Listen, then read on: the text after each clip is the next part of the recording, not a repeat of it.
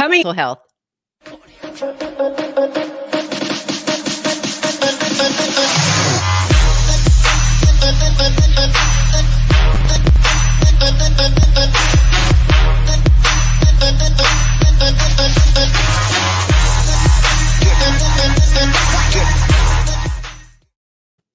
Hello, darlings, and welcome to your weekly COVID-19 updates. I am your host, Portia Scott. I am currently being joined by my two co-hosts. We had one, but now we have two, my two co-hosts, and I'm going to introduce them in a little bit. But first, I want to know, how are you doing and where are you watching from? Where are you staying home at? I know there's some states that's opening up, but I recommend that you stay home as much as possible. So where are you watching from, darling? Where are you guys watching from? Zeta, thank you so much for joining, darling. Trisha, thank you so much for joining us, darling. Thank you. You guys come on in. This is going to be an incredible show. One of the things we love to do around here is, I always say, you may not be able to feed or help the 5,000, but you can help one. And listen, your act of kindness today is be kind to you. Be kind to you. Have grace for yourself. Listen, I know we're calling this our new normal, but to be quite honest, there is nothing normal about our new normal. There is different things going on in the world, different things going on with our mental health. We've become teachers out of nowhere. We've been in homes with, yes, the people we love, but the whole thing of not being able to go out because it's not safe. And so have grace with yourself. Make sure that you're taking care of you. Make sure you're taking care of your family. Have grace for the loved ones that live in your house as well, because we're all dealing with this COVID-19 situation and trying to navigate it the best that we can. One of the things we love to do is, not only do we have this weekly show, but we have a daily show giving you a daily dose of inspiration and empowerment to take your life off autopilot. And if you are ready to take your life off autopilot, we would love for you to connect with us. How do we do that? Just text the phrase "wake up" to 31996. That's "wake up" to 31996. So, you guys, I am super excited about this show. I'm going to introduce my two co-hosts for today's show. One is Dr. Donovan Christie. He is our medical professional. He answers all of our medical questions. He's been here since the beginning. Doc, how are you? I am doing wonderful. I feel blessed and favored. Excellent. Thank you so much for being on. And our second co-host is Marty Sellers. Marty is our mental health professional. He is our resident mental health professional. He talks all things mental health. Mental health matters with Marty. So Marty, thank you so much for joining us. Listen, thank you for having me. I am so honored to be with you guys and joining this platform. So, hey, glad to be here. One of the things that I want to make sure that we always do, right, is that even in the midst of craziness, we can always find a glimmer of hope. So, Doc, I'm going to ask you first, what are you grateful for? Yes, this is our weekly challenge question. You know, I tell you, as this pandemic continues now, we're going into the third month, really February. And then the cases really started picking up in April, and it's still at a high level right now. But the curve is flattening. So I'm just thankful that there is going to be an end to this eventually. And I'm looking forward to that. So I'm just thankful that there will be an end to this COVID crisis. Excellent. I love it, love it, love it. Before I get to you, Marty, we had a couple people in from California. Trish, darling, thank you so much. Zeta's in from Texas. I know we have some other people here from the Georgia area. So you guys, thank you so much for joining. We see your questions already. Don't worry, we're going to get to them. Marty, what are you grateful for today? You know, I'm like Doc, I'm grateful that there is an end to this, or at least we're coming to this, that we're slowly I'm grateful that we're having this conversation about mental health, especially in the African American community. Too often we have not had these conversations, and that now that mental health is becoming our norm and our conversations that we're having, especially among men. So I'm grateful for that, that we're having conversations about our mental health. Absolutely. I love it. So you guys in the comments, darling, let us know, what are you grateful for? What are you grateful for today? There's so much that we could complain about, but we make a decision that we're going to show up with gratitude, because gratitude really does change and give us those new neurological pathways. So we want to That's make right. sure that you are in gratitude, even taking a minute out of your day at the beginning or the end of your day, just to remember the good things that have happened. What are you grateful for? And even if it's just that you woke up, that is big. So we want to know, what are you grateful for? And while you guys are putting that in the comments, we are going to get on with the show, because I am super excited about it. So Doc, I'm throwing it to you. So Yep. you say the curve is flattening. And so what are those cases looking like, I guess, in the US? And then as we look at, Georgia and just around the nation? Yeah, the cases are still going up. However, there is the peak. We've reached a peak, and so the flattening part is occurring now, but it's still high. It's not coming down. It's still high, but it's flattening. It's not continuing to advance. So when you look at worldwide, there's over 3.5 million cases in the world, and 246,000 people have perished from this disease. In the United States, which is what we're mostly concerned about, right? We have about a third of the cases in the world, 1.2 million cases, and 68,000 people have passed. That's the number that's really mind-boggling, because that's a lot. That's a lot of people in the last 3 months that's died from this pandemic. In Georgia, our state, we have 28,000 cases, and over 1,000 people, 1,174 people have died from COVID-19.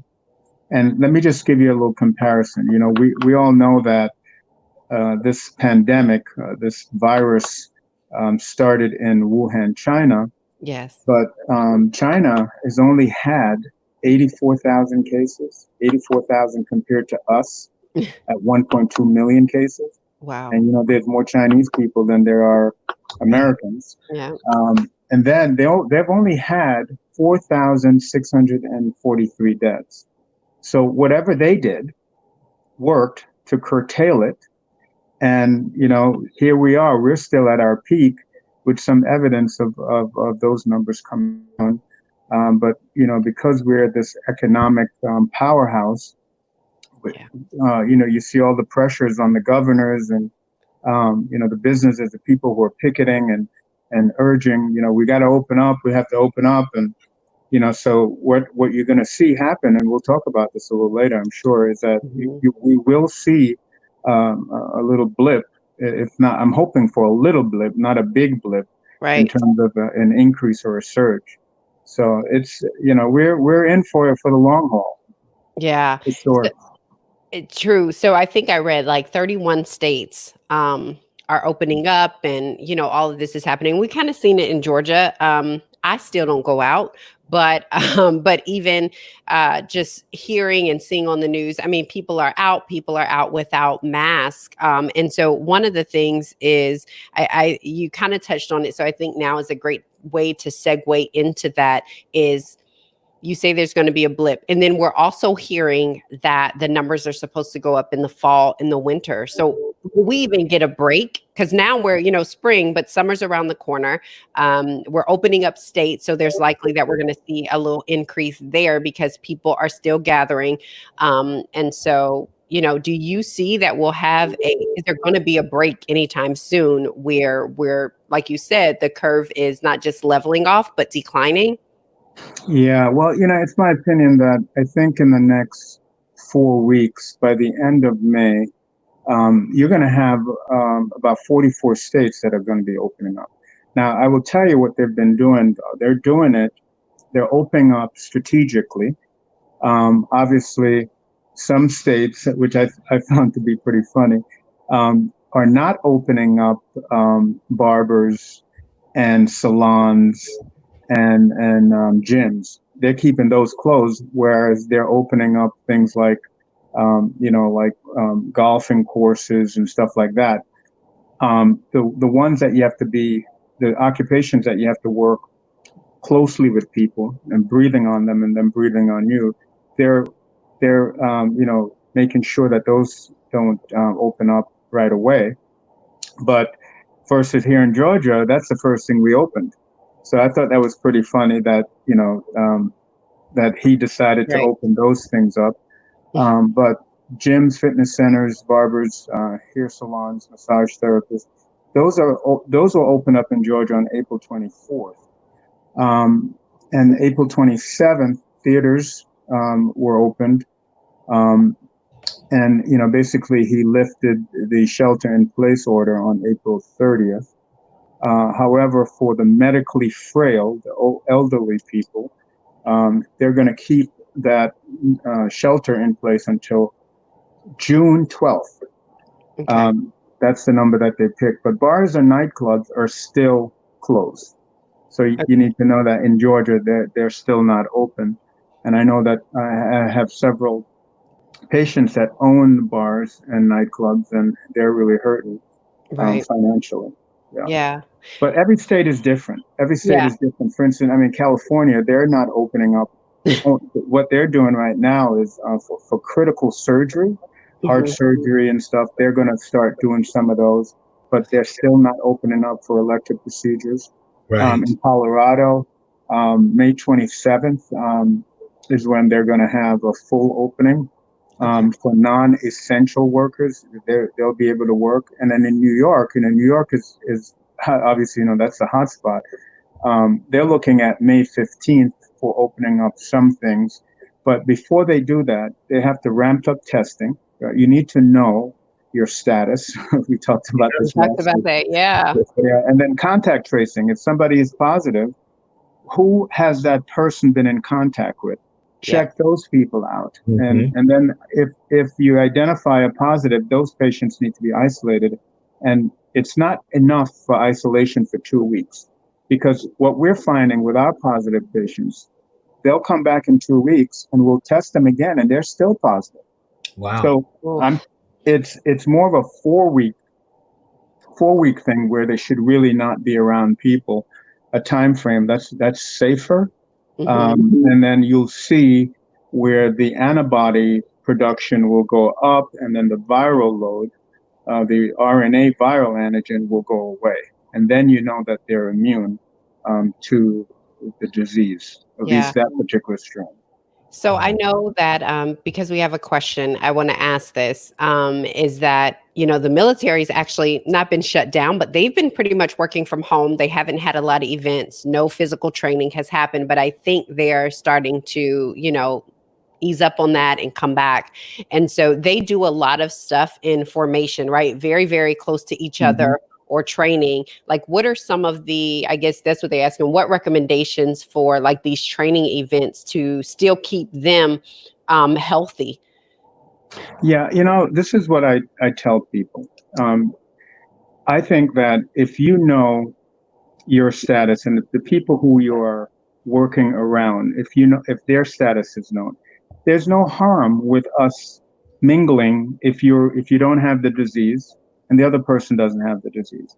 But how are you going to know? You can't have basic training with people next to each other when you don't really know if Right. anybody's carrying the disease. Mhm. So the military, I mean, that's the government. They should test everybody before they put them in a group in a situation like that. Those people need to be tested. Period. Right. Right. And so when we look at Georgia and we look at the fact that we are opening things where people are breathing on, hair salons, barber shops, nail salons, these areas where it's very, very close contact, how many people, or what is the percentage that we've even had testing in Georgia? Only about 1% of the population have been tested in Georgia. And so they have to ramp up testing. Um, And if that's done, then I think you'll get some safety maneuvers there. But if it's not done, if you don't know what you're dealing with, then it's pretty much a luck of the draw, Yeah. and you're putting yourself at risk.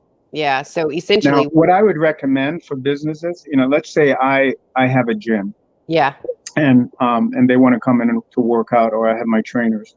First of all, I think all the staff needs to be tested. The trainers, maybe 2 or 3 trainers, they should know, okay? Because you don't want the trainers giving the clients. The clients, if they haven't been tested, they should at least check their temperature at the door. With one of these things at them, find out, if they've had any upper respiratory type symptoms, they should not come. And diarrhea is a presenting symptoms in about 10% of patients as well. So they shouldn't have the diarrhea. They shouldn't have cough, sneezes, shortness of breath, sore throat, any of that stuff. They just shouldn't be around other people, even though it may just be the common cold. It may be allergies, but you don't know. So just wait until those things. People with allergies, they should definitely take their allergy medicine to, so that they don't have to pretty much, get accused of Right. coughing on people. Right. Did you just sneeze on me? Next thing you know, there'll be a war, but yeah, so for sure. Yeah, absolutely. So, Marty, one of the things I think we may have touched on this a little bit last week, but I want to ask it again is that as we are, it's a balance, right, between the health and safety of people, but people need to get back to work, especially these small businesses that are being hit so hard. But as we're going out, I think there is still a thing of we have been closed in a bubble for all this time. And so how do I mentally transition, safely? And as we go out into the world, and what are some things that maybe no one knows? The only reason why I'm very aware of this is coming back from Iraq, coming back from deployment. There is a sense of we were comfortable with the people that we were with and that everything else is not really safe, right? So I guess people navigating that may not know that, they're wondering, why am I scared? Why do I have a little anxiety to go out, Right. There's a lot of that going on. Even talking to my mother, she's having some anxiety with that as well. And it's reintroducing yourself back into a normal, or what was a normal schedule, and taking your time, and also realizing that you're going to have some anxiety in this transition, and that's okay. And recognizing when you have it and how much you can take in a given day or time frame, and maybe even putting yourself on a schedule, just like the governments and our states are trying to ease us back into normalcy, giving yourself some time to ease back into that yourself, and sitting in those emotions for a while and say, okay, that was too much for me today, so let me try something else. As you're doing that, and being totally aware of that yourself, so that you're in the best place as possible. Absolutely. Love that. So, Doc, one of the things you mentioned was that diarrhea has been presenting itself. So there's a question that says, are patients with the virus, have they been experiencing neurological problems as well? Is this something new? And I think on top of that I also have a question of, are there any new symptoms that we're seeing present themselves in COVID-19 patients? Well, I mean, I will tell you that, the typical presentation is going to be your upper respiratory tract disease. Now, about 10% will have GI symptoms, nausea, vomiting, diarrhea. Neurological problems, if you're talking about seizures, no, not unless they're really critically ill and they're in the ICU. They have reported some seizures that way, but you can have seizures just because of the fact that you're sick, and you have dehydration or sepsis or whatever. So, but in terms of neurological symptoms, headaches would probably be the most common thing that you'd see that people could get, but that would pretty much be it for that. Got it. Absolutely. So one of the things that I did want to go back, so we've tested 1%, which is, I mean, when you think about it, I cannot believe we're opening and we've only tested 1% 1%. of the population, right? But then if we don't have the resources to test them, I'm wondering, do we have the resources for this tracing? Right. So I guess, what does the procedure look like? So say you have a patient comes in, you're doing testing, and they test positive, then who's responsible for that tracing? Well, let me give you a perfect example. Well, who's responsible is, it's funny because we don't really have a task force to do that. Now, I will tell you that the health department, all positive cases has to be reported to the health department. So they know who has what, and then they're supposed to then send people out to track that. But one of my providers, a PA who worked for me for several years, he works in the emergency room, and he came down with it. He was positive. He didn't have a lot of symptoms, but he got checked because, he was dealing with COVID patients, and he came back positive. So what he did was to retrace himself. The people, he had about 20 people that he had come in contact with. He contacted all of them. And as of yesterday, 6 of them have been tested. And luckily, none of them came back positive. His wife and his daughter, obviously, they came back negative too. So everyone was relieved, but I had to make some phone calls to tell people that they were negative, and you could just sense the relief. These were elderly people too, in their 70s, but they were just so ecstatic that they were negative, and they had no symptoms. But that's right now, to do the contact tracing, they need manpower to be able to do that. They're not doing it the way they should because they don't have the manpower to do that. But when we have a case, we definitely make sure that those patients are getting in touch with the people that they've been in contact with, and we're offering them to come in to get tested. Right. Absolutely. Love that, Doc. Love that. But it does speak to the issue of opening the states and not having enough testing, but also not even having these task force. I mean, yes, you kind of talked about how you're doing telehealth, but even some of your patients aren't coming in. But just imagine in hospitals where it is overloaded and overrun. Who's doing that? You just don't have, like you said, the manpower to take over that testing. And one of the questions was, how do asymptomatic people spread corona? Well, the same way. The thing is that, surfaces, it's still the number one way of transmission.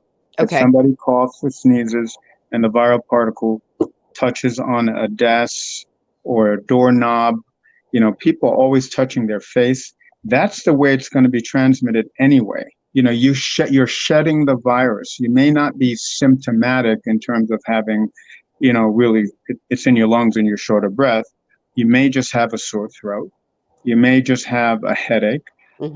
But, so that's how it is. You have to have some form of contact. Usually breathing, you can breathe on people and they can get it that way, but it's if you're wearing your mask, I think you should be pretty safe. And that's where the mask helps, is with the respiratory droplets. Absolutely. Yeah. So one of the things, Doc, you kind of talked about how people were like, I don't have it, and just that stress and that anxiety of it. And I think, Marty, you kind of talked about this being a very complex issue and people coming in with more stress and more anxiety. Do you think that we will see, or what is, I want to make sure I kind of phrase this right, any long-term effects on, let's just say, us adults, but also on children, as we've been confined for, an extended period of time under these circumstances? Sure, I definitely believe that there's going to be some, like anything, aftermath of that, that we're going to have to be prepared for, especially in the mental health field. And that's some of the discussion that I know we are having, even at my firm and everything. What we're doing is, now let's start talking about the aftermath of this. One of the things that has been not talked about that we're discussing, because child abuse and also Yes. B has definitely been not reported. And so I'm loving these PSAs that's going out about that is all of our responsibilities to talk about this, because we now have victims in the homes with predators and abusers in that regards. And teachers have been one of the primary reporting systems that we have for child abuse, and that now that teaching is in the home, we're definitely expecting a surging of that happening once we go back to normal as well. So I'm trying to prepare for that. So I think we're going to see some different things that, because this is a first, we don't know how we're going to see these things, but we need to have our eyes and ears open for that as well. Yeah. Yeah, you're right, Marty, because I've seen some data where they're saying that child abuse, sexual abuse, is going up. Suicide, Yes, is going up. So yeah, I mean, keeping people closed up. Obviously, they're saying people are drinking, so they're drinking a lot, and they're just acting out. Divorces will probably go up as well. So Yeah. I think those are definitely a lot of the things we have to talk about. We've been trying to be more vigilant about getting our single population together via some Zoom and that type of thing, because you have a lot those who are, and being creative. One of my patients this week, I could tell his depression was definitely going up, and the anniversary of his mother's death and everything was going up. So I said, let's do this.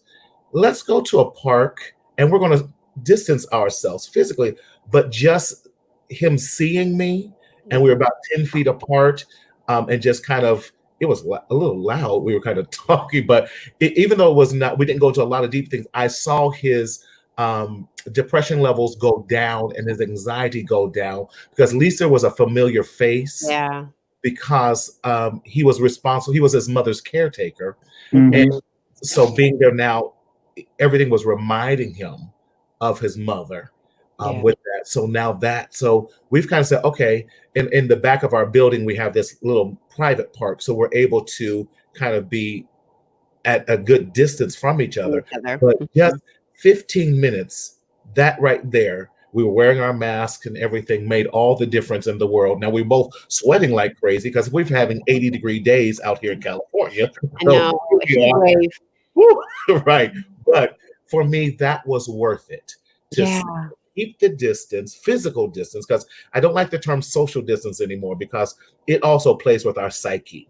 So we're keeping physical distance while keeping emotionally and socially connected as best as possible. And that made all the difference in a 15-minute California experience. It made all the difference in the world. Right. So Marty, it's two things that I want to kind of get to. One of the things, because we're here, is it's so true about just sexual abuse and child abuse and domestic violence just increasing in the homes. Yeah, I mean, and so to somebody that is kind of dealing with that, right? Like, what are some of the things that they can do? And I know it's so very hard, and I don't even have the answers, but what are some of those things that they can do to either get through or get help, just to help them during this time, as like you said, we're seeing those increases in the homes. There's this amazing PSA that has come out where we see this woman calling 911, but she's saying this: yes, I would like to order a pizza. Like, ma'am, you call your specials again? Yeah, I like that. Yes, my address is da da da da. And she was giving that. So she's making like she's ordering a pizza or ordering something for a delivery. That kept the perpetrator not aware of what was going on. And so at that point, the 911 operator caught on and was like, so are they in the home? She goes, yes, that's special. And what were they again? Oh, no. Yes, for a family of 3 or a family of 4. What do you recommend? So that she's now giving details without jeopardizing the situation right then and there, and stayed on the line long enough so that now the operator was able to say, okay, so you're at this address. Yes, that's correct. That's the address. And, those type of things. So being creative, I thought it was a brilliant way of sharing that help, I'm in danger. Help, I need some help. And that the operator was able to also send someone on the way. Yeah. with that. Yeah. I love that. But it's heartbreaking, It when you is. think about it. And so for many of us, we're in safe homes, but so many people are not. And so I guess how do we even have care during Yeah. this time? Because like you said, you were able to meet with your client for 15 minutes. And people, yes, but there's still, we still have people on the front line, whether it's doctors, nurses, healthcare professionals, or whether it's going into the Kroger and working those, or FedEx or UPS, Yeah. Amazon, and then people who are home. And when you tend to work from home, you actually tend to work more and Yes. without breaks. Yes. So while it seems like, oh, where you're working home, you should be able to rest. What are some ways that we can take care of ourselves and have that self-care at home, while we're stuck at home in the same place where we work and been living, for 2 months? I'm calling this my take time tasks with that. And in my take time task, I'm saying, listen, take time for a break. Whatever that break might be. You might need a break from the television, a break from the news, a break. Take time to care for yourself. Self-care is huge during this time. Yes, you're in with your family and all of that, but you need time to take a break from yourself. One of my couples, the husband says, I take time and I go lock myself in the bathroom. That I can get peace. I take a newspaper in there. I take a book. That is my self-care. But like Doc was saying, I'm a big advocate of meditation. Take time to breathe. Take time to stretch. Take time to eat healthy. All this is a part of the take time for your self-care. Take some time to unwind the family. My favorite one is Uno. I love Uno, and they have lots of different Uno. They have Uno Flip now and Uno Dice, and there's lots of different dos, all these different ways of taking time to unwind. Then I say take time to connect with others, which is so important, whether it's a letter, a text message, an email, whatever that might be. But then also my one I don't want us to skip over is take time to contact a professional if you need to. And it's okay not to be okay. We're all giving, like Doc said, all this telemedicine, teletherapy. So many are giving their services for free right now. So don't be afraid to say, I don't have money. I don't accept this insurance plan. What's your sliding rate? Who can you refer to that can help us out? Here in California, we have 211. You can always dial that. Okay, I need to seek professional help right now. And they're out there, and lots of people are giving so much free services and pro bono work right now. Take advantage of this time to get the help that you need. Don't suffer in silence. Thank you, Marty. I appreciate that. Absolutely. Doc, one of the things, as he's talking about self-care, we're all kind of hoping, okay, we want to do this safely. I know for me, I do, is that, yes, I'm tired of being home. I'm an extrovert. Like, I'm like fiending for other people. And so I know my kids are like, please stop kissing me. Like, stop it already. Because that's normally, I'm not like hyper, like on them like that. But now I'm like, come here, let me feel you. But as we're looking at hopefully opening up, right, we see this June 12th date. We're kind of like, oh, we may have some summer. What is kind of the percentage of, I guess, people tested? Like, will they say, oh, this vaccine works once, this works on 60%, 70%, 80% on, subjects tested? How do they essentially verify that, yes, this is a good vaccine? Well, I think they would like the efficacy, the effectiveness to be at least 80%. That's the number. And obviously if it's 90 or 95%, even better. But they have so many people right now so many countries are working on a vaccine, and they have several trials because they have vaccines now that they're trying. They're enrolling people, and then what they're going to do after they inoculate them, they then check within 30 days or 6 weeks whether they have produced antibodies to the virus. So it's a phase-in process. But the mere fact that they have a vaccine that they're doing a test on just tells you that it's remarkable, because they're hoping to be able to have this ready by the fall, before the flu season hits, because they're expecting another surge to happen somewhere in November. So if we can get the vaccine ready for that, then I think we're going to be able to curtail another big surge of this disease. A vaccine is primarily the best way of preventing this disease. Prevention is always better than cure. And if your body has the antibodies, as soon as that virus is introduced into the system, it can bind it and get rid of it. Excellent. Thank you. It's so funny. Yeah. People are saying, take time to take a walk. Somebody Mhm. said that they do squats in between working to Hmm. kind of change up the scenery. Somebody else, my brother-in-law, was saying that we take mental health for granted. Mhm. And so making sure that, we get that help that we need. So one of the things, Doc, you talk about, we're going to see this surge in November. As we're Hmm. looking at schools opening in fall, it's almost like all of this is still coming together. Like I'm still like, Hmm. will we get a break?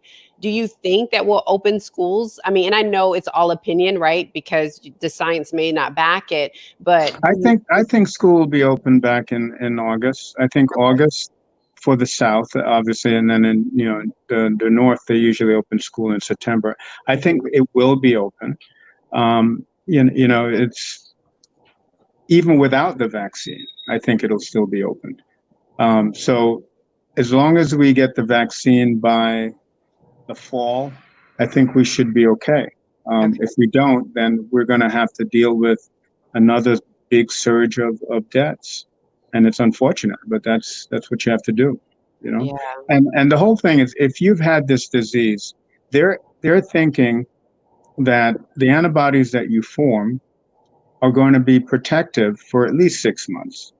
Hopefully, we're hoping it can be as long as 2 years. But if you get it, you have antibodies that are because they're using infected people who've gotten the infection. They're using their serum to help to treat other patients that come down with the disease, because what they do, they filter out and they get the antibodies, and then they're able to inject those antibodies intravenously in patients who are very, very sick.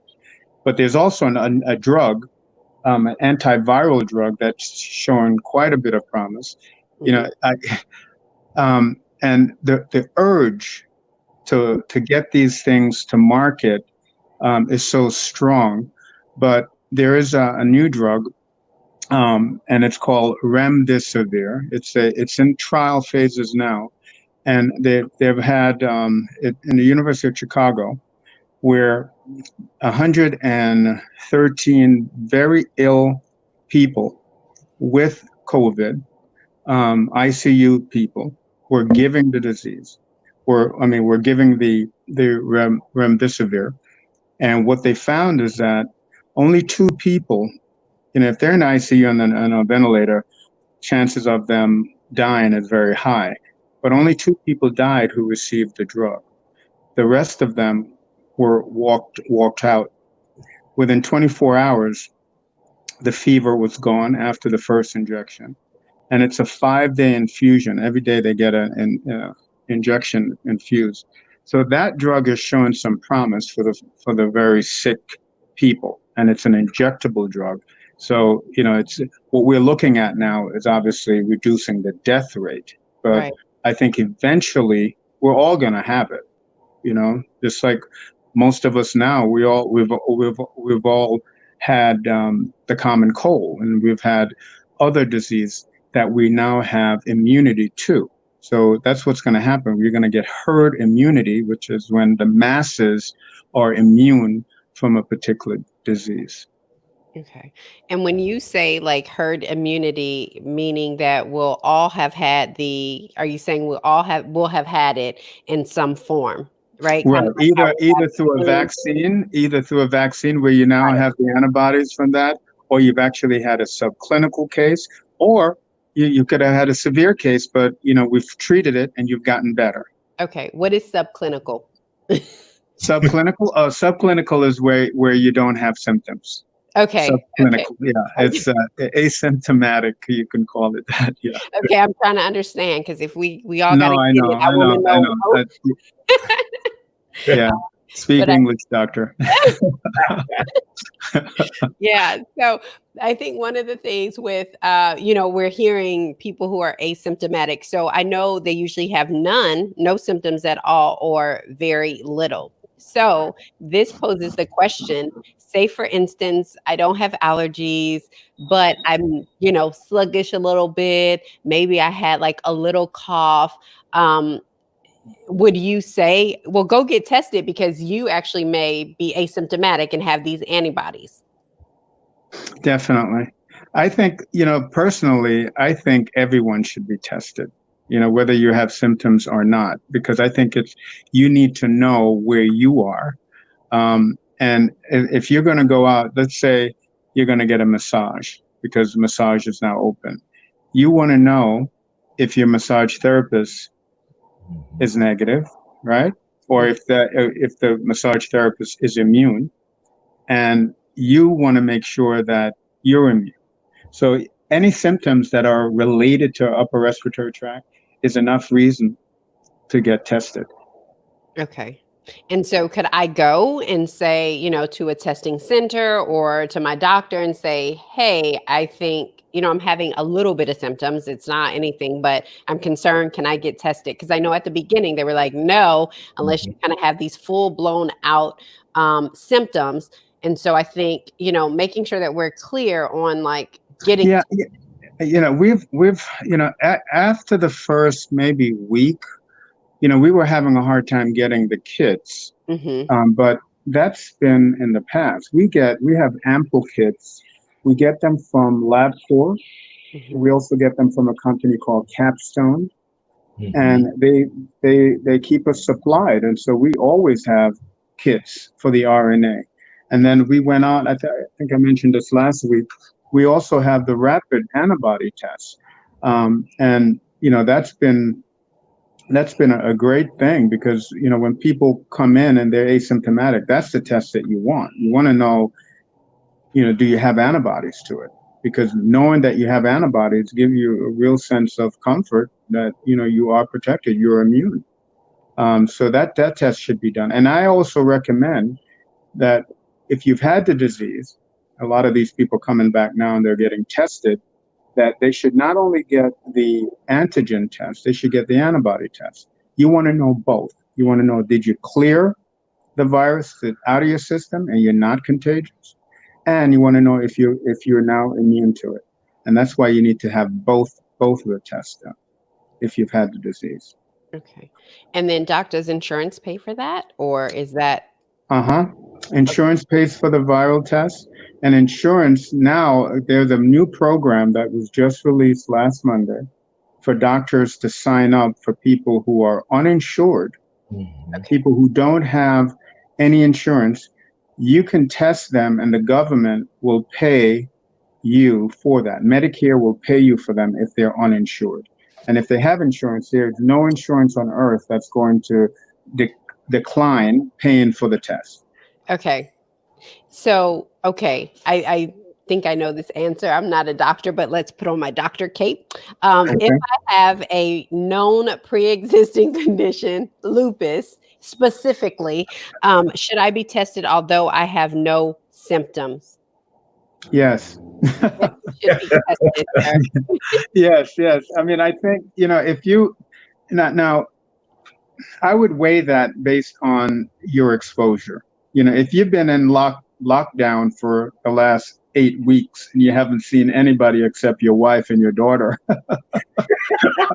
Well, he goes to the grocery store.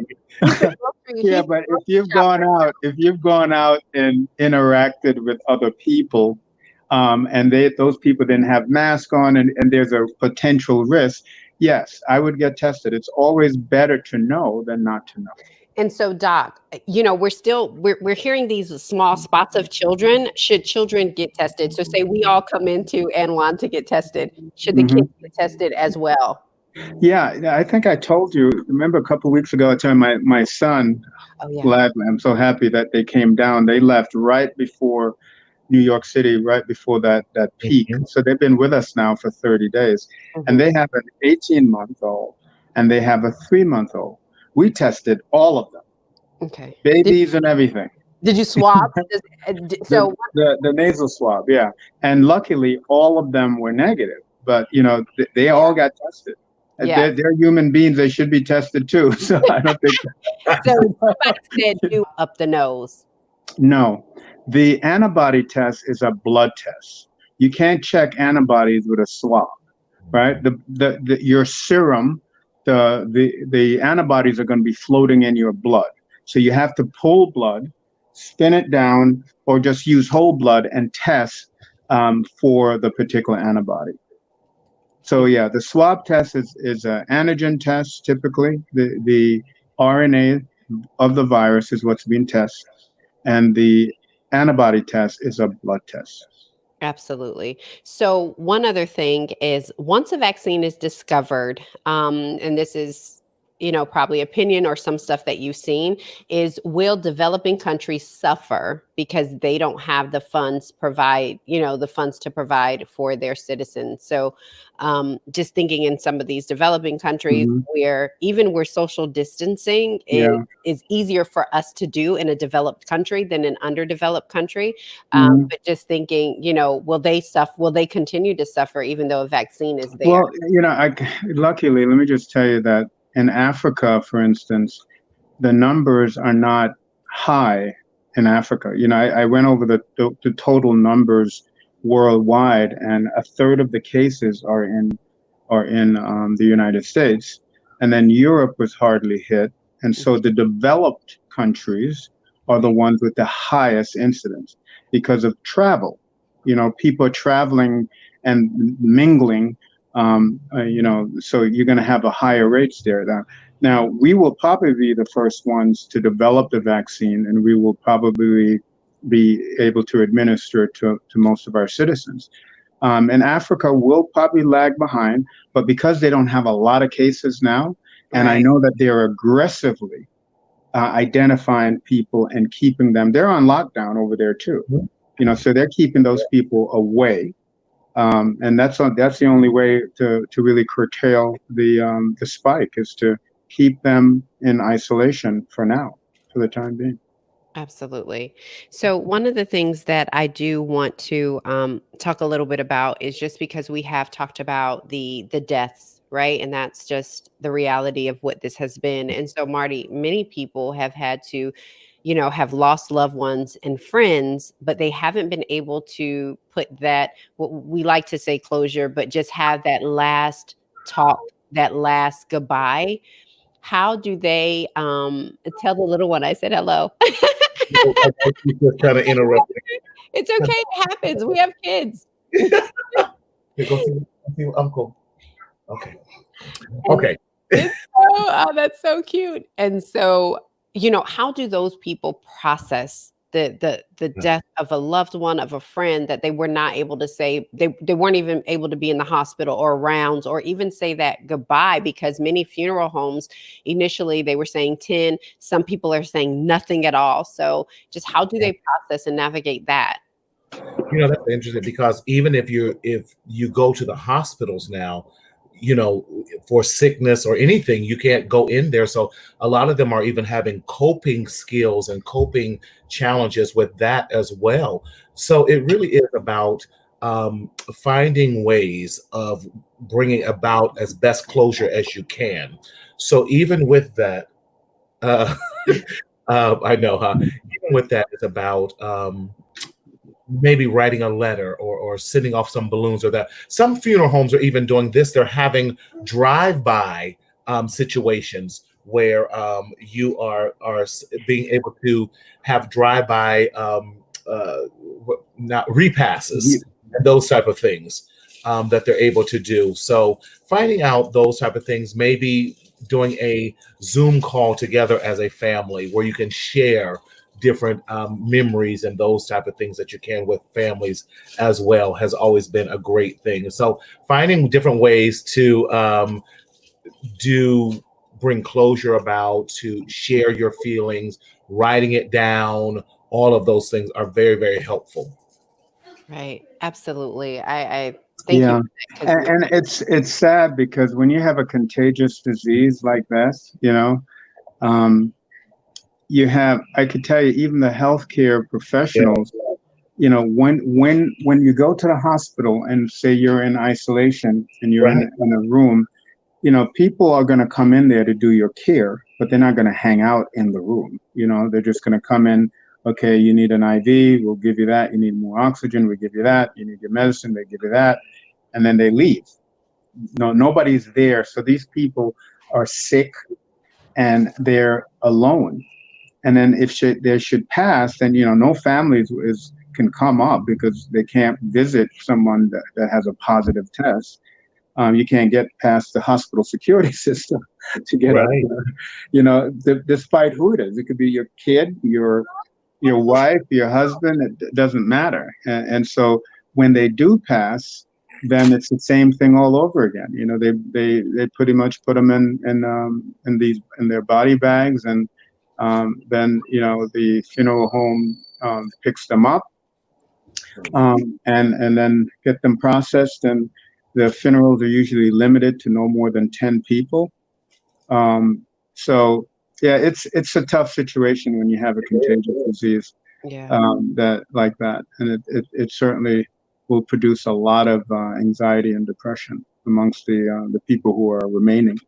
I know one of the things that we're trying to do is talk to a lot of pastors Mhm. about once this is lifted, of having various memorial services to honor and bring some sense of closure for these families. A very good friend of mine, she lost her father this past Wednesday. But like Doc says, there's so much comfort in knowing that she was celebrating the life of her 92-year-old dad. And so she didn't grieve as if, yes, she grieved that she's going to miss her father, but she grieved that he's now in a better place. And so her spirituality really brought comfort to her. Mhm. We were calling her to comfort her, and she ended up comforting us. And I'm like, well, okay, that's a reversal on that. But knowing and processing it appropriately, that was always great for her. And even with my godson, his father's had a debilitating brain injury. But so they all just went by and asked the nurses to prop him up in front of the nursing home, so they were able to wave at him and tell him, I love you, and those type of things. So finding different creative ways of doing that always helps Yeah. with that as well. Yeah, thank you for that, Marty. Someone said that they live in Connecticut, and the pastor's wives, I guess they had her casket maybe outside the church. Mm-hmm. Were able to drive by and view it, and then they did something on Facebook. And so Yeah, while it's not what we would necessarily consider traditional, I think we kind of right. get at that and see how can we do this in a way that still honors that person, that still allows us to say, our goodbyes. Mhm. In that way. I love that, kind of having these memorial services for people and honoring them once all of this is over. One of the things that someone had asked earlier, and I don't want to miss this question, is that, we've talked a lot about about masks, Doc, but they said, what about wearing gloves?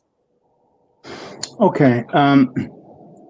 I think if you're going to wear a glove, you'd probably have to change those gloves pretty much. You know, I know in my office, when I put gloves on, I don't go from one room to the next room with the same glove, right? So you'd have to change your glove each time. So I've Mhm. opted just to wash my hands, and I make sure patients see me.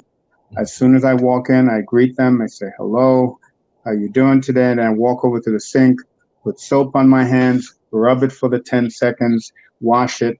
Then I'm there for them.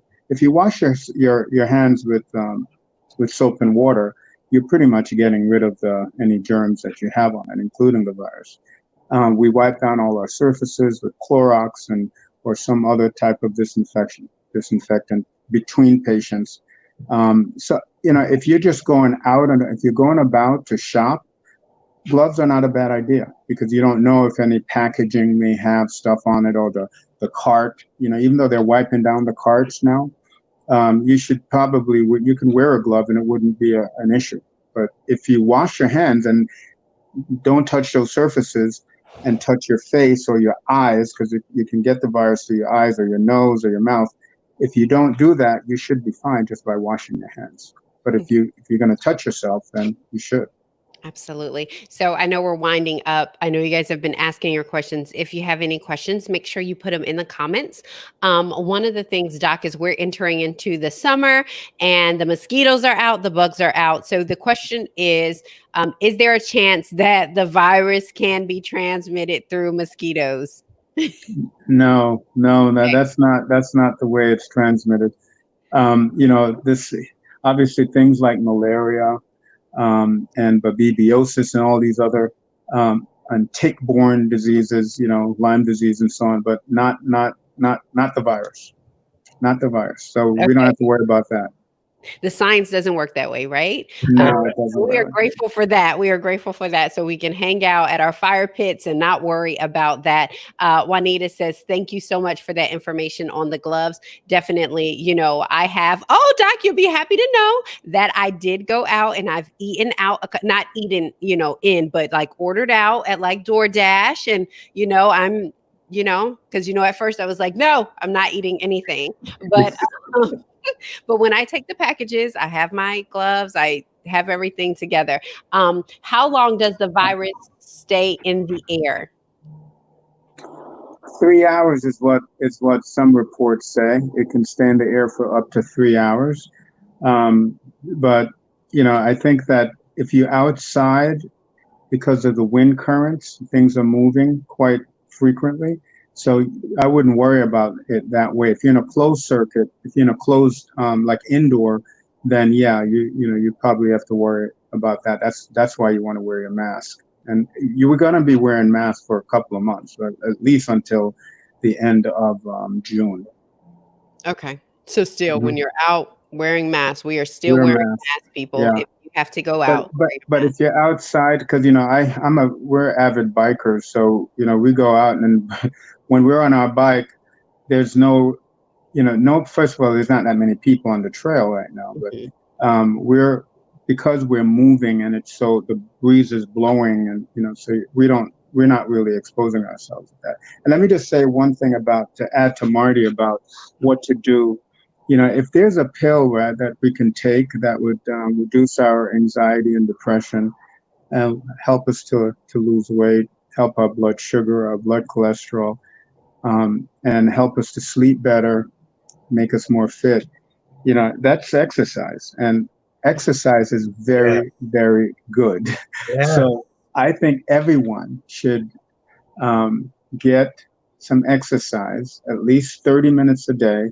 In the middle of the day, even if you want to do that, if you're working from home, get some exercise. Yes. You can just run up your stairs, run up and back and down your stairs in your house, or do squats, or do lunges. Get your heart rate up. There are good endorphins that are released. It makes your brain feel better. You're able to fight stress better. Exercise, it's free. Yeah. It's free medicine. So by all means, do it. It's definitely been working. And I even shared that with couples. And I had one couple like, we actually exercised together this past week. And it helped create this bond. Relationship with that. You're right. It is so free. And it's wonderful to get our heart moving and blood flowing and all of that. So that's great. It's free medicine.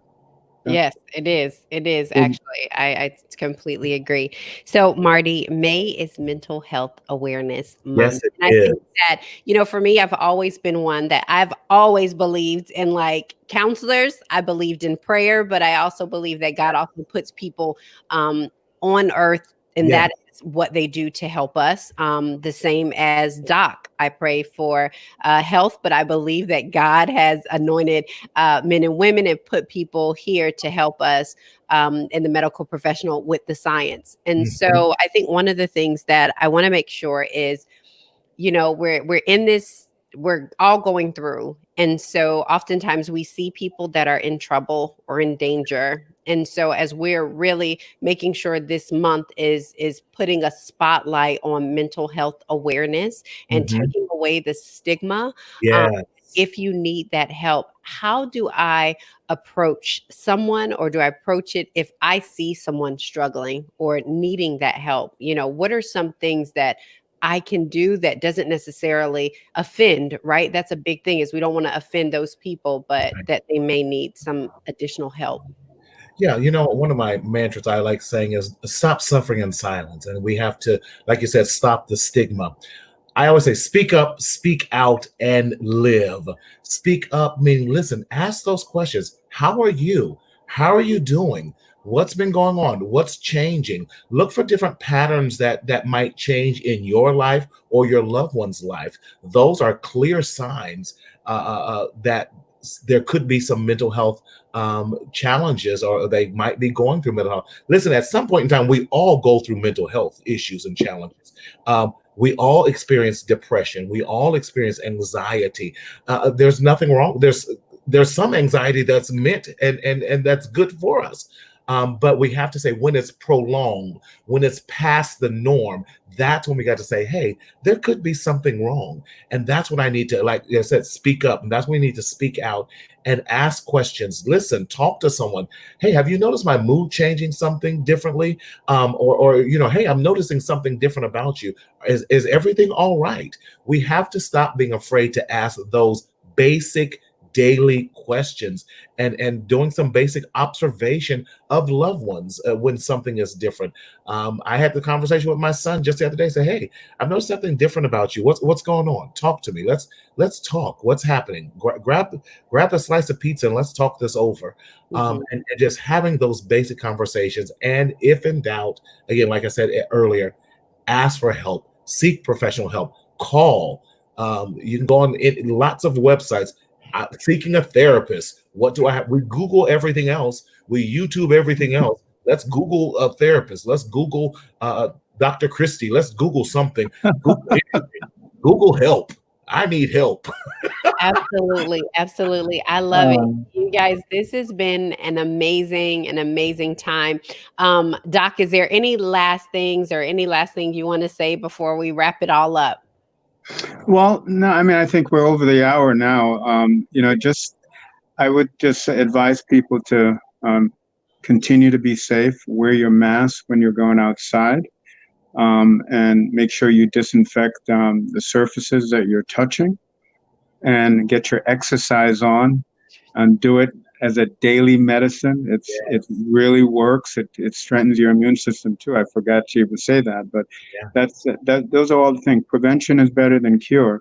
And if you're in a high risk area, you should definitely be tested. If you plan on visiting, these businesses, make sure you know your status.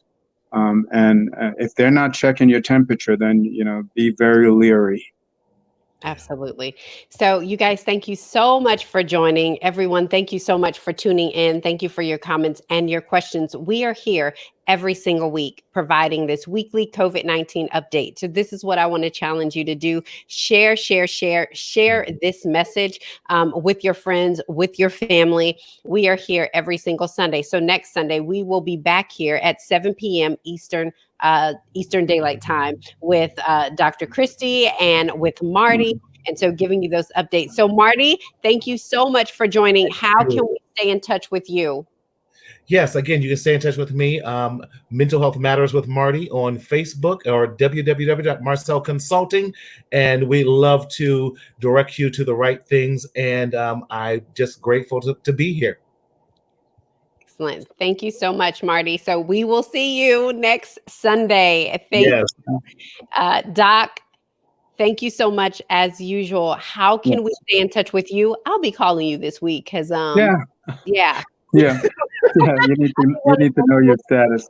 Yeah. So N1, we're on the web, N1 Regenerative Center, and that's the phone number there, 678-205-2039. That's if you put the extension of 110, you should be able to book an appointment there. And we have another number too for the VIP number, but that'll get you where you need to be. Absolutely. Someone said, wrap up. Dang, I'm on the West Coast. My time is all off. Nicole, thank you so much for joining, darling. She definitely loves this and watches the replay. California is offering free testing for anyone who would like to be tested. I think that's a win for the state. So yay to all you guys in California. There is free testing. So you guys, thank you so much. We are going to wrap up this. And as always, we leave with this declaration and end every show with this declaration. Waking up is automatic. Showing up is intentional. Today, we will show up. Take care. We'll see you next Sunday. Take